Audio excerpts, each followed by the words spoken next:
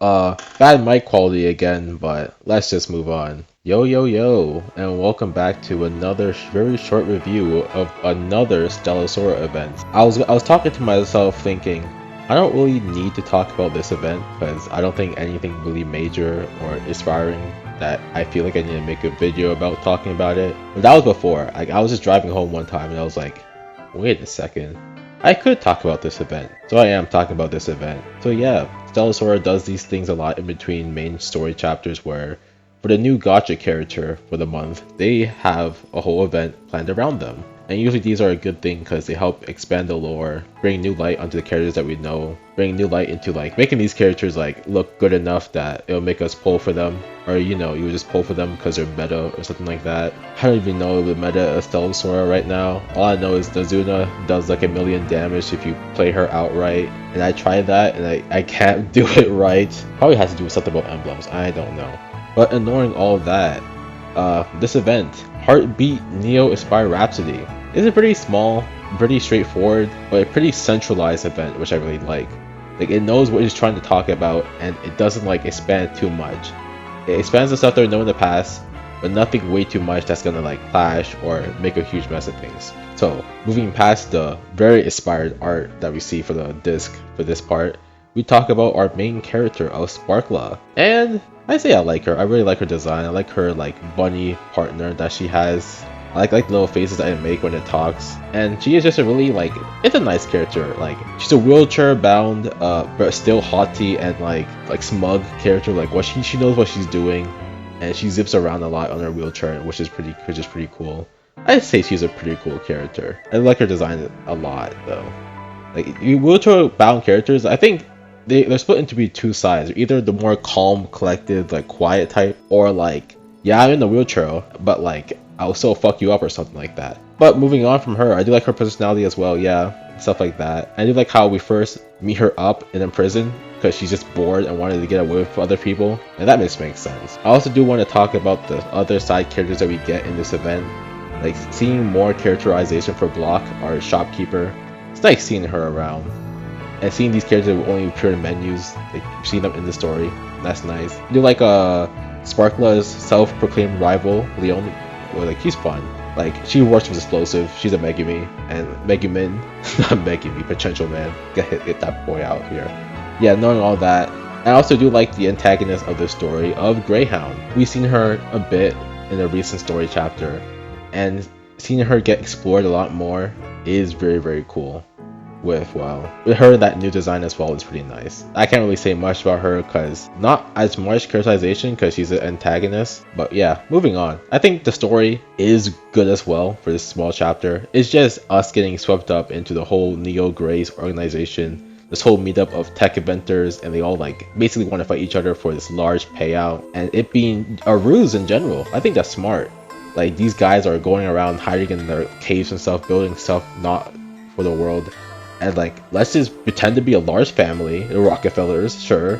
Make all these guys come out of nowhere and start betting on who's gonna win. Say it's all a ruse and take it out. But good thing Sparkla comes in late on purpose because she skips over the whole system. I assumed she was gonna like come in at the nick of time and go through the betting ring early, but she was like, yeah, skip all those like weaklings. Let me just fight the victors so we can just win easily. That's smart of her.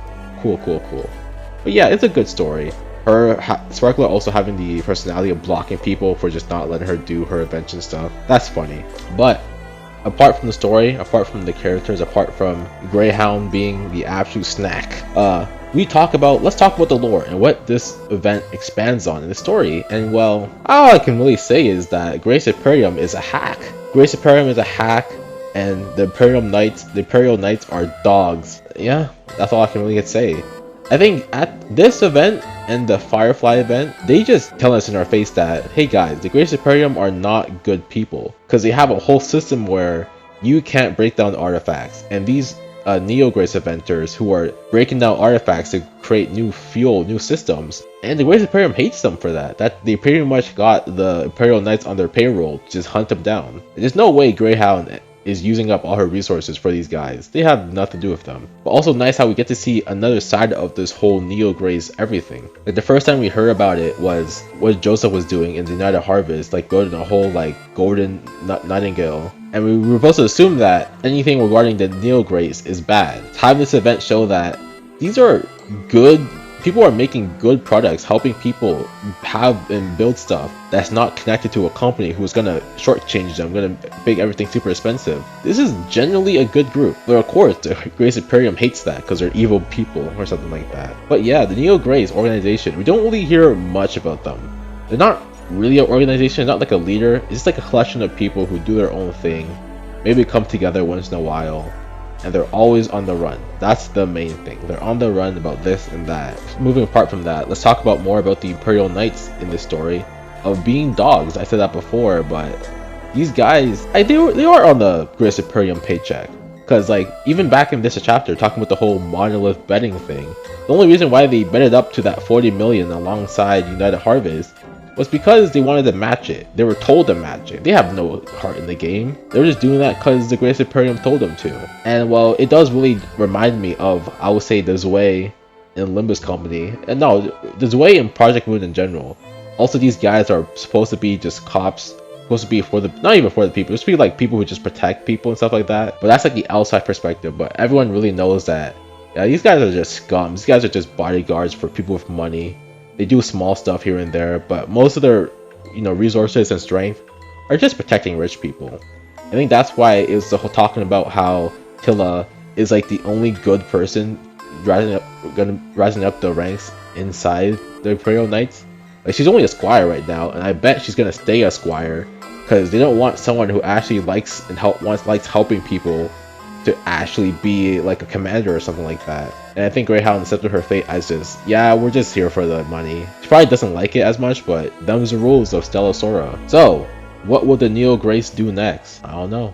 I think that, just overall thinking, what they're doing is illegal, really. The Grace Imperium doesn't like anyone messing with artifacts, messing with magic. So having people try to make things apart from that is as evil as, like, let's say the Bayern trying using magic without soulstone. Or what happened to Cronus? I think she was like captured and tortured because she was making up theories that you don't need a soulstone to use magic, and that's really true. Being separate from magic is a crime, I guess, in Stella Sora.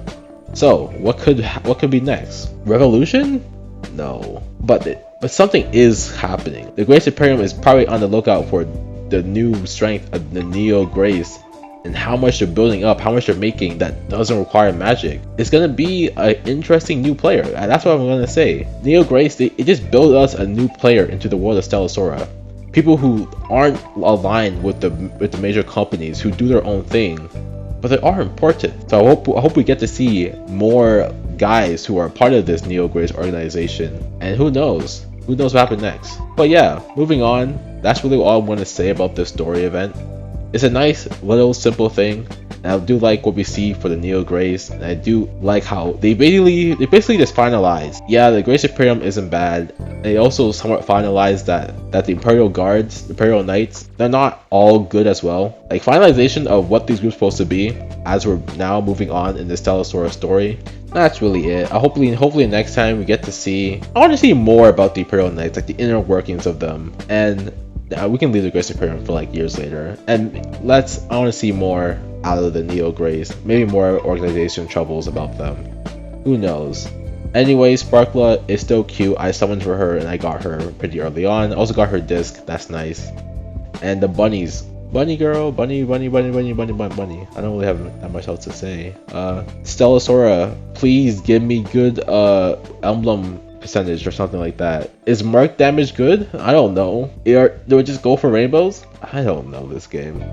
Hopefully I'll do well in the next event. Hopefully the next event just, more of the same. Just expand on a certain part of the lore and not something grand. And hopefully the Tyrant's still alive. They got shot in the final chapter. So whoever you are, Tyrant, live, please.